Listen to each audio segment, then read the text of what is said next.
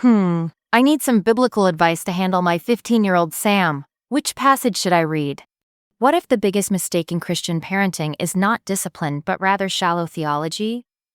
We often assume that our parenting struggles are about inconsistency, weak discipline, or lack of structure, but what if the real issue runs deeper? Many Christian parents search for biblical discipline methods, or verses about obedience, or even step-by-step parenting formulas, hoping to find biblical answers just by reading a few selected passages. When we reduce scripture to parenting techniques, we unintentionally shrink the Bible into a behavior management manual. But the Bible is much, much more than that. Behavior can be controlled, but the heart need to be shepherded. External obedience does not equal internal transformation, and the scripture always aims at the heart.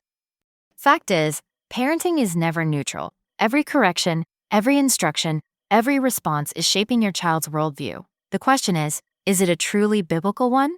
Biblical parenting requires more than just a few isolated passages. It requires a holistic understanding about creation, fall, redemption, and restoration, the entire story of the scripture.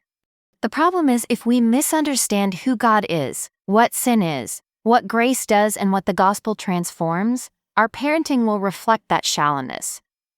When theology deepens, you don't just punish wrongdoing, you address the heart.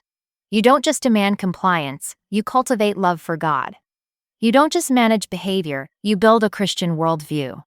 So now, if we want our children to live biblically, we must first think biblically. We need to study the Bible as a whole, let the scripture shape our worldview, and then let the biblical worldview shape our parenting. Follow us for more biblical contents like this.